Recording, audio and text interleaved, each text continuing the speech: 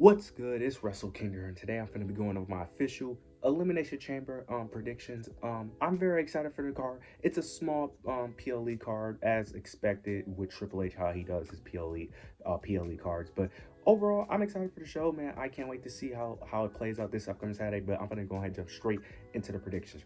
The first match we start off with is Tiffany Stratton and Trish Stratus versus Nia Jax and Candice LeRae.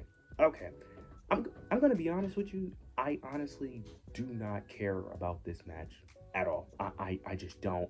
I honestly don't even know why they're really feud. Well, I know why Nia, Candice, and Tiffany. I understand that feud. I just don't understand the purpose of Trish Stratus. It makes zero sense. It doesn't even make sense for Trish Stratus to want to help Tiffany Stratton. I really don't understand it.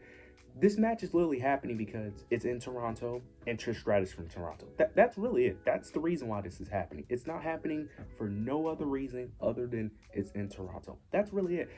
This build has been very boring. I'm just gonna be honest. It's been very boring. I honestly don't care. I don't really have much to say. The only thing I will say is this. This should have just been a Trish Stratus and Tiffany Stratton match. That's what they should have. They should have just made this a small little filler for you and had Trish Stratus and Tiffany Stratton go at it and elevate Tiffany Stratton. Have Tiffany beat Trish to have her get that momentum to face Charlotte Flair. That's what they should have did. Because having a tag match does nothing for nobody. This does nothing for Nia or Candice, and this does nothing for Tiffany. If they win, which they are, it's very obvious because you're not going to have Trish Stratus lose in her hometown.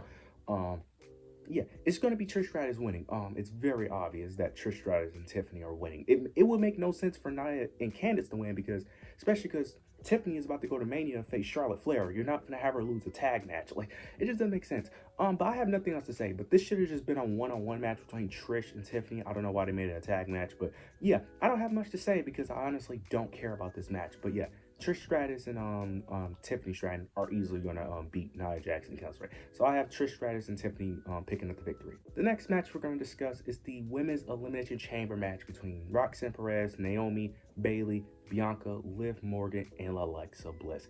Now, for me personally, this is very obvious who is going to win this match. My pick is Liv Morgan. I just think it makes the most sense, and plus, I think the Mania match is Io Sky, Liv Morgan, and Rhea Ripley.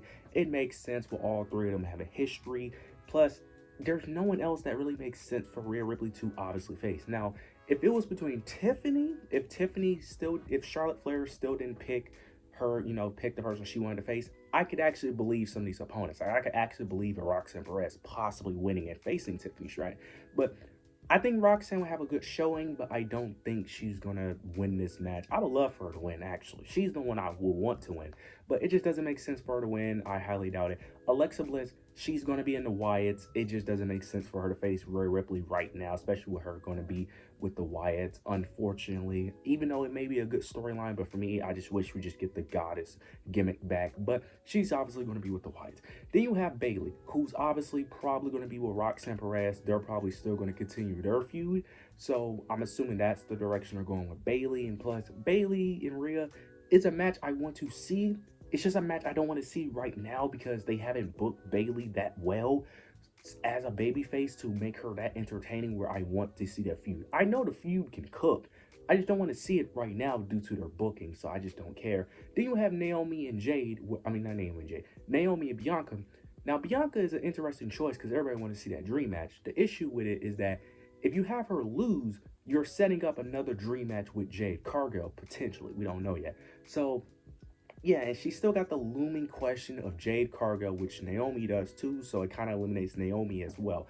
I just see the only person who don't have a story at Mania for the most part is Liv Morgan, and it makes sense, especially if they're going to do a triple threat. I think Liv Morgan is going to win, and plus she has been the runner-up. She was the runner-up last year, if I'm not mistaken. I think last year she was the runner-up, and she's been the runner-up in the Royal Rumbles for the past like 2 to 3 years. So I think they're going to give her the moment. I think they're going to have her win. I think she's going to win the match.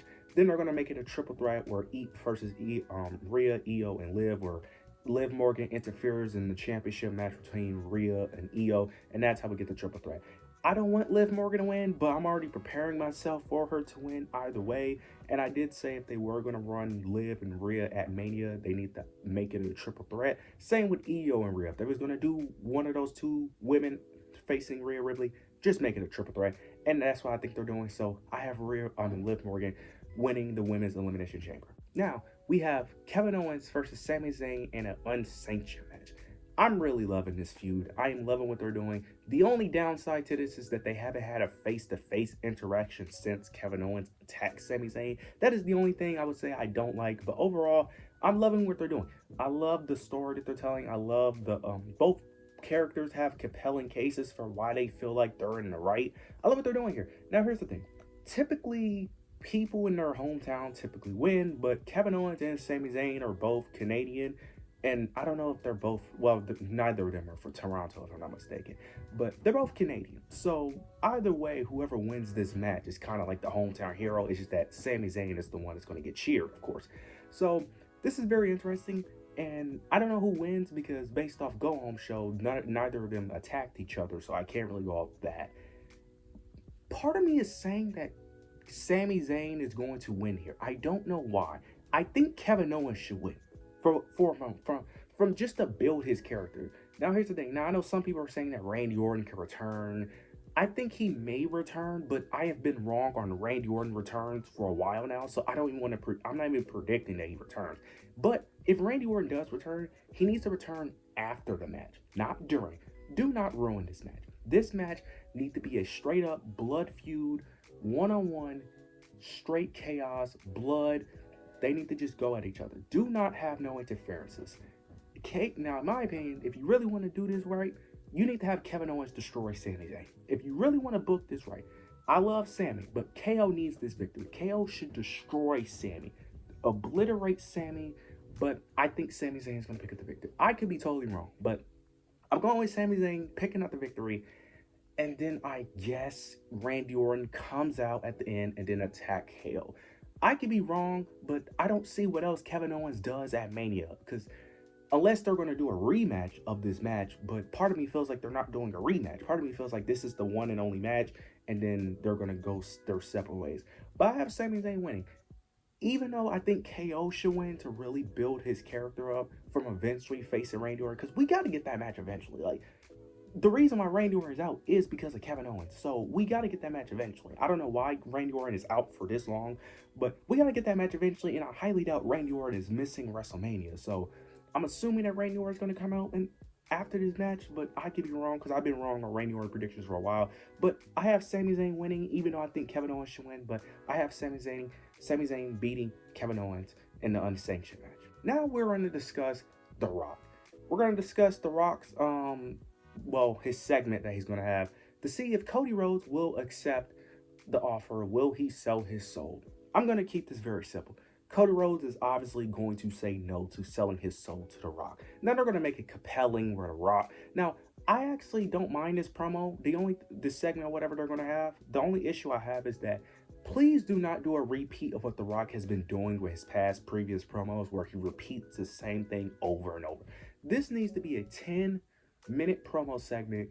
It could be longer. I don't care if it's long. But the issue with The Rock's promos as recently is that he just drags it out by repeating the same thing over and over. He will constantly repeat the same thing.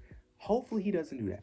Now, the interesting story is mainly how is Cody going to say no and how The Rock is going to react to him saying no. Is he going to attack him or is he going to play it cool and then find someone else? I'm assuming he's going to find someone else to sell his soul to him, sell his soul to him. It's just a matter of who, whether it be Punk, Cena, possibly Seth Rollins, Drew McIntyre. We don't know. But Cody Rhodes is obviously going to reject the offer. It's just all about the aftermath of him rejecting the offer. Who is he going to have take over his place? Is it going to be on that? Or is it going to be at the Elimination Chamber? Is it going to be after? Could it be the Elimination Chamber winner? Who knows? But he's obviously going to refuse the offer. It's just about the aftermath of it. I don't think The Rock is going to attack him. I think it will be some friction between The Rock. I think The Rock is going to get a little angry, go a little back and forth, have a little stare down, and that's the end of it. And then The Rock look for his recruitment of the guy who's willing to sell his soul. That's how I think it's going to play out with this segment of The Rock and Cody Rhodes interaction. Now we get probably going to be the main event of the show, the men's elimination chamber between Damian Priest, Logan Paul, Seth Rollins, Drew McIntyre, CM Punk, and John Cena.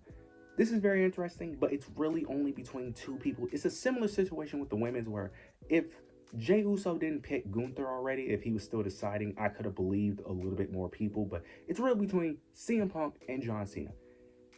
This is very tough, but I am going with CM Punk. Here's the thing. I want John Cena to win, but with the way that John Cena has been booked as of recently, mainly with him not being on TV, that kind of gives me the feeling that he won't have a high key like match at Mania. In terms of high key, I mean in terms of championship match. He's going to be more of just a one-off match at Mania. This leads to what I think is going to happen. I think Logan Paul is going to cost John Cena the Elimination Chamber. Now, based off the build, you would assume that he would do it to CM Punk. Yeah, I don't think so. I don't know what it is. Something is telling me that John Cena and Logan Paul is the Mania match. That's what it's telling me. It's telling me that that's the Mania match. Now, I could be completely wrong, and John Cena could easily win and easily face Cody Rhodes. But for some reason, it just gives me the vibe that they're telling the story of John Cena not being able to win, and they're going to continue that story. So I have Logan Paul costing John Cena the Elimination Chamber. He's done it every year. He's done it in 23 to Seth. He's done it in 24 to Randy Orton. He's done this every year. They're going to continue. They're going to continue this. It's Punk or John Cena. Those are the only two options, and I think it's going to be John Cena. I have Punk winning, going to WrestleMania, potentially selling his soul to The Rock. I don't know if he will, but or it could be Cody selling his soul to The Rock to beat CM Punk. Who knows? But I have CM Punk winning, but I do have Roman Reigns making his return, attacking Seth Rollins, getting his revenge for getting double stomped at the Royal Rumble, getting his payback to cost him the Elimination Chamber, and continue that feud between Seth and Roman Reigns. But I have CM Punk winning the men's Elimination Chamber match. That's my official predictions for the Elimination Chamber. You guys let me know your thoughts and opinions down below. Make sure you like, comment, subscribe. But yeah, that's it.